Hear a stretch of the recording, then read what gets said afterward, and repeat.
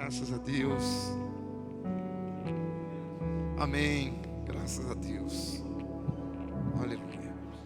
É um grande privilégio poder reunir-se com você nessa noite para cultuarmos a Jesus. Amém. Estamos gratos a Deus porque a vacina chegou no tempo e hora. Amém. Quem pode glorificar Jesus por isso? Amém. Em nome de Jesus. E cremos que é um tempo novo para nós, independentemente de governo acertar ou não, é um tempo novo de Deus na nossa vida. Você crê nisso? Aleluia. Então declara essa palavra de fé. Eu estou debaixo de um tempo de Deus, de um novo tempo na minha vida. Amém, graças a Deus. Quem crê nisso? Você crê? Aleluia. Gente, é a fé que move as coisas na nossa vida. Essa fé em Deus, essa segurança em Deus. Então eu quero, em nome de Jesus, te encorajar a se tornar uma pessoa que tenha declarações de fé na sua boca. Fale bem daquilo que você espera a respeito de Deus. Fale do que você crê. Fale do que a Bíblia diz. Quem está entendendo isso? Então profetiza sobre a sua vida. Profetize sobre a tua própria vida. Libere os oráculos de Deus. Libere a palavra de Deus. Amém? Nós estamos debaixo de uma sentença, de uma sentença de vitória. O justo juiz já julgou a nossa causa. Aleluia. Nós temos um advogado que não perde batalhas. Aleluia. Você está debaixo de uma bênção de Deus. Nós nascemos para Deus. Cláudio, Neuza. Aleluia. É Deus que levanta a tua vida. Deus já te levantou. Deus já escreveu um futuro a teu respeito. Amém, querido? Glória a Deus. Amém. Deixa eu falar rapidinho com vocês. Gente, as coisas estão acontecendo. Nós estamos distribuindo as cartas. Eu já recebi mensagens a respeito disso. Pessoas me falaram que moram no condomínio e tem um grupo dos condôminos, não é? E lá no grupo dos condôminos as pessoas começaram a falar: nossa, recebi essa carta aqui. Aí o outro colocou: eu também recebi. O outro colocou: eu também recebi. Olha que coisa linda. As coisas estão acontecendo no reino do Espírito. Há uma grande colheita de Deus em Guarulhos. Alguém crê nisso comigo? Aleluia. Em nome de Jesus, quero orar agora. Você que pegou a carta, levante uma de suas mãos.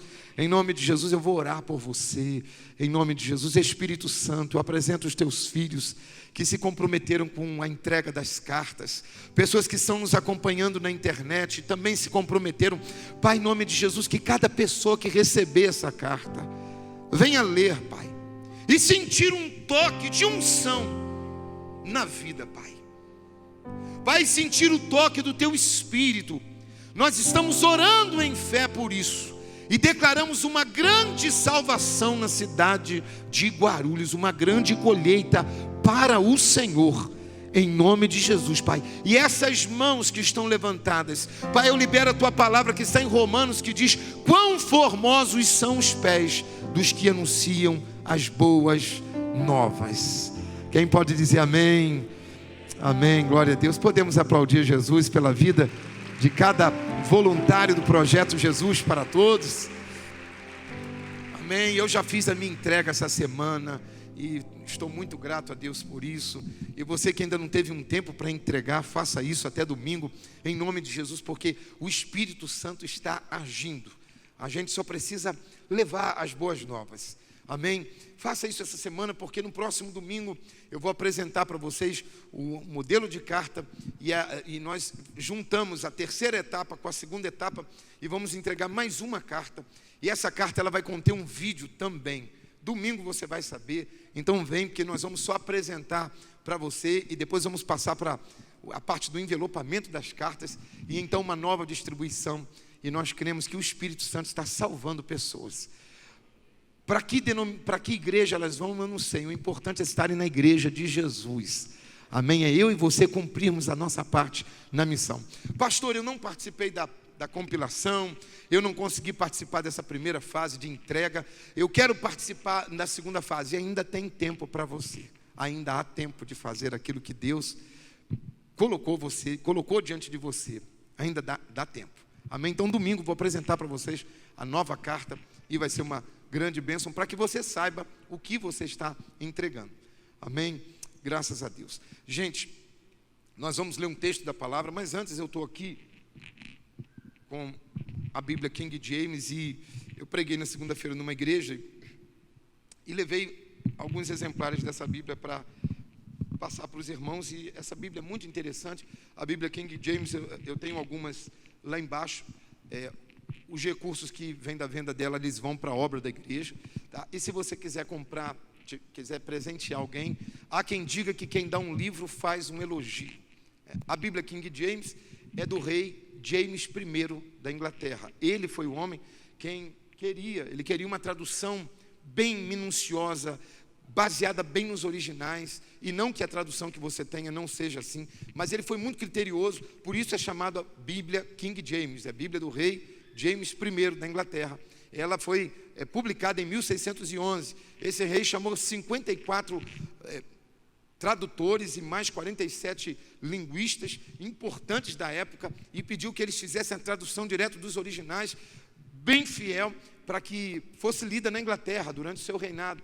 Então, em 1611, essa Bíblia foi publicada. É bem interessante a leitura dela e ela está em letras gigantes. Para você que já passou dos 30, estou brincando. Tá bom, ela está em letras gigantes, é bem legal. Eu tenho uma e leio nela também na minha casa, porque lá em casa às vezes eu levanto e gosto de ler sem óculos e aí a letra gigante me ajuda. Amém? Se você quiser, tem lá embaixo, você pode comprar em 5 vezes no cartão, custa R$110, e eu estou entregando, repassando a vocês num preço que eu paguei a caixa, R$110, estou só passando para vocês, e isso é uma bênção para a vida da igreja. Amém? Graças a Deus. E talvez você pergunte, pastor, você pagou 110, está repassando 110, é verdade, é isso aí, tá? Vai ser uma bênção para a tua vida em nome de Jesus. Quero convidá-lo a abrir a sua Bíblia no primeiro livro dos Reis, capítulo 19. Primeiro livro dos Reis, capítulo 19.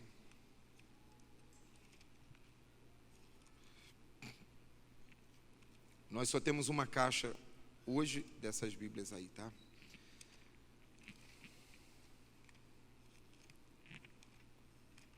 Graças a Deus. Todos acharam? Quem achou pode dizer, eu amo a Bíblia. Amém. O que você faz quando as coisas não dão certo?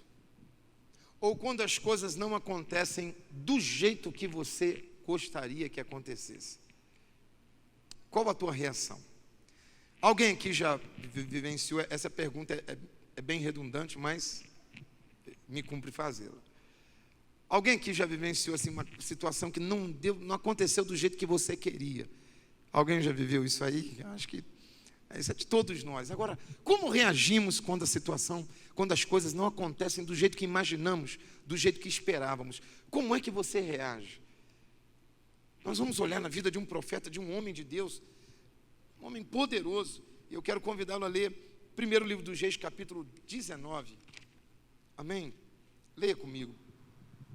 Diz o texto, e Acabe fez saber a Jezabel tudo quanto Elias havia feito, e como totalmente havia matado todos os profetas à espada.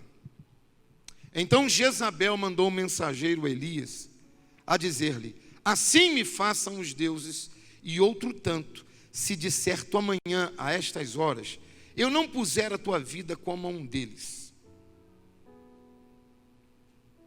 O que vendo ele, levantou-se, e para escapar com vida, se foi e veio a Berseba, que é de Judá, e deixou ali seu moço.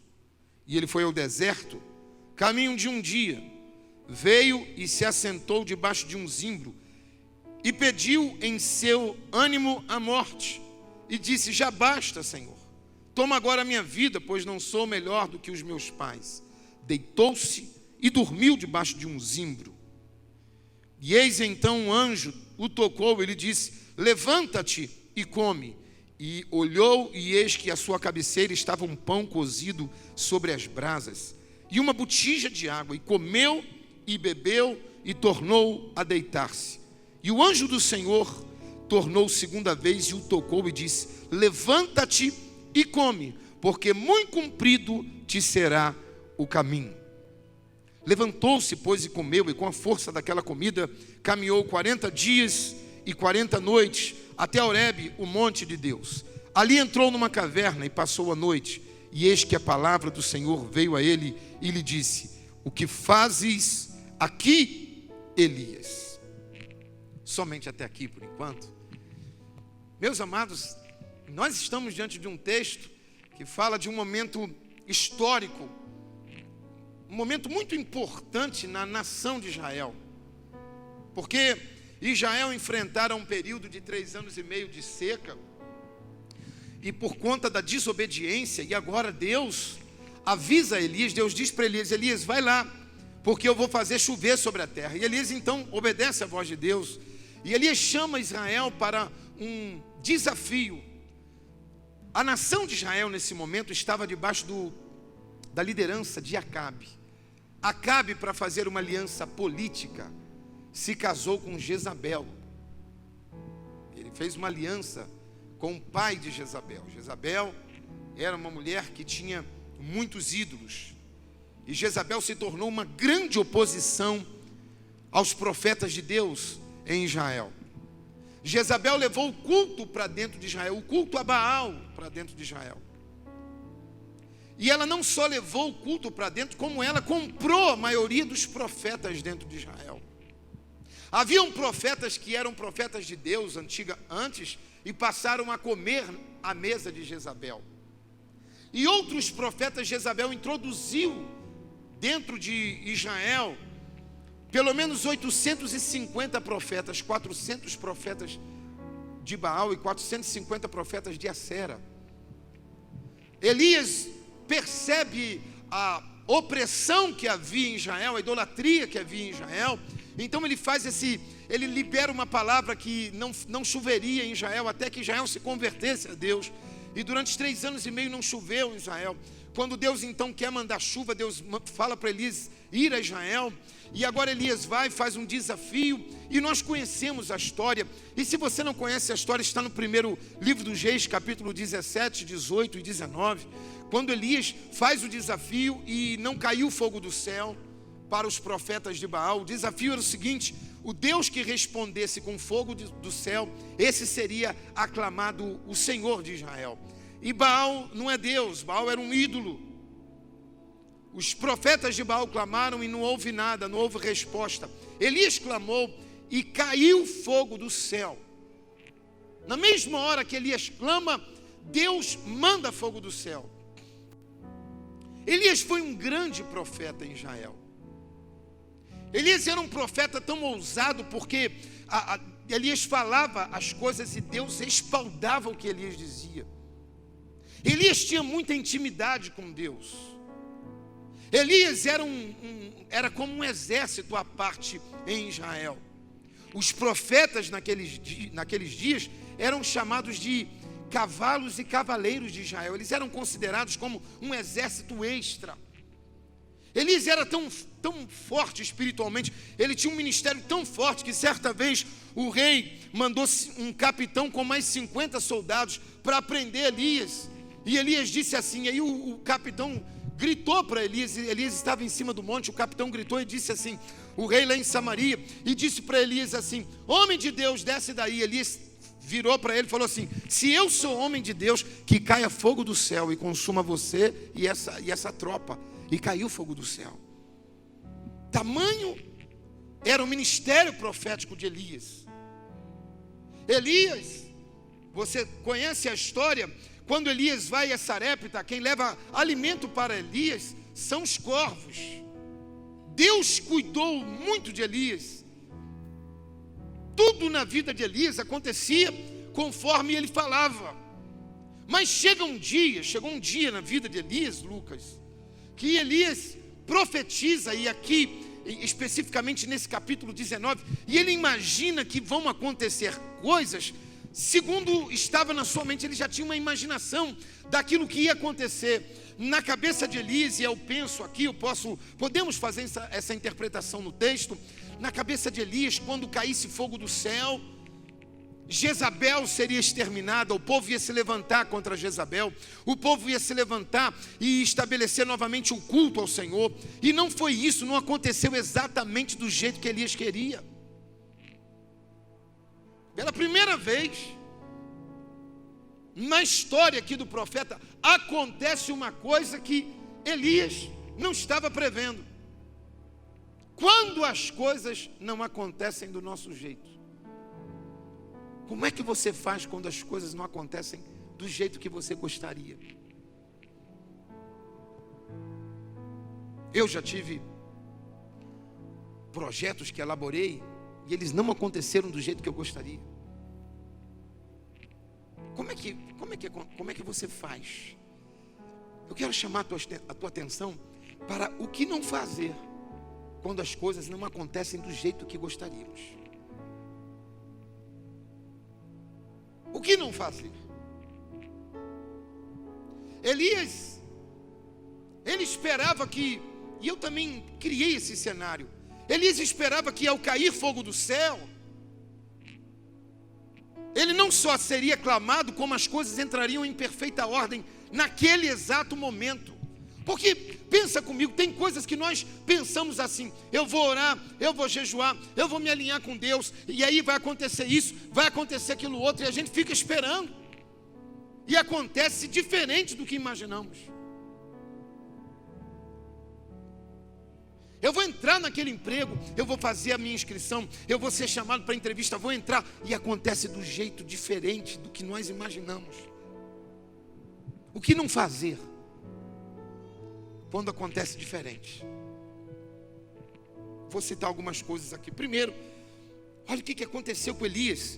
Ele deu ouvidos a Jezabel. Diz o texto, versículo 2: então Jezabel mandou o mensageiro a Elias. O mensageiro foi lá para Elias e disse o seguinte: olha, Elias, Jezabel mandou te avisar o seguinte: ela vai fazer com você o que você fez com os profetas dela. O que você fez aos profetas de Baal vai acontecer a você, ela vai fazer acontecer a você.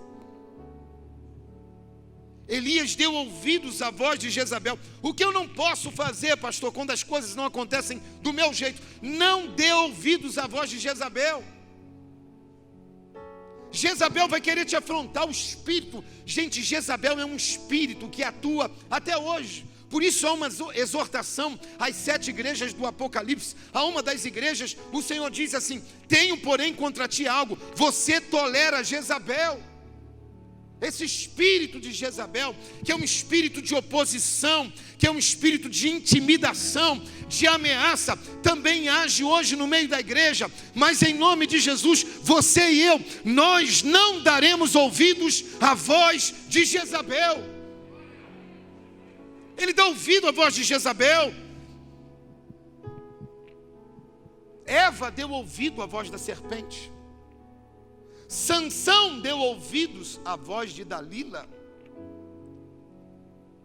Judas deu ouvido à voz da tradição religiosa. Ananias deu ouvidos à voz de Satanás. A quem estamos dando ouvido quando as coisas não acontecem do jeito que imaginamos? E vai um conselho: o que fazer, pastor? Fique com a voz de Deus, haja o que houver, fique com o que Deus está dizendo a você. Fique com os princípios de Deus, fique com a instrução de Deus. Elias deu ouvidos à voz de Jezabel, e aí ele foge.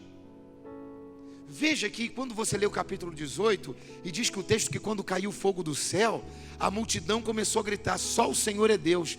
Na verdade, a multidão começou a gritar Elias, Elias, porque Elias significa só o Senhor é Deus, o Senhor é Deus. Então a multidão começou a gritar, o povo todo gritando: Elias, Elias, Elias. Isso não foi o suficiente para segurar Elias. Ele ouviu a voz de Jezabel, deu ouvidos. E eu quero dizer que ele preste atenção: isso não significa que Jezabel não vai falar. Ela pode falar ao teu ouvido, você só não vai ficar com a palavra dela. Fique com o que Deus disse a teu respeito. Haja o que houver, aconteça o que acontecer, guarde o que Deus falou com você, porque Deus se responsabiliza por aquilo que Ele diz. Aleluia, diga comigo, Deus se responsabiliza pelo que Ele diz. Gente, caiu fogo do céu, caíram os profetas de Baal, caiu o quebrantamento sobre o povo, caiu a chuva tão desejada, mas Elias ouviu a Jezabel, porque ainda não tinha acontecido do jeitinho dele, porque nem sempre, e isso é uma verdade quase que absoluta, nem sempre acontece do jeitinho que a gente quer, nem sempre vai acontecer no tempo e hora que você quer. E eu me arrisco a dizer, e vou dizer por experiência, segundo o coração de Deus, vai acontecer melhor do que você imagina. Vai ser melhor. Eu estou falando de experiência. Vai ser melhor. E é por isso que a palavra diz que a vontade de Deus é boa, perfeita e agradável. Então descansa teu coração. Se ainda não aconteceu, ou se não está acontecendo do jeito que você quer, guarda teu coração em Deus. Dê ouvidos ao que Deus está te dizendo.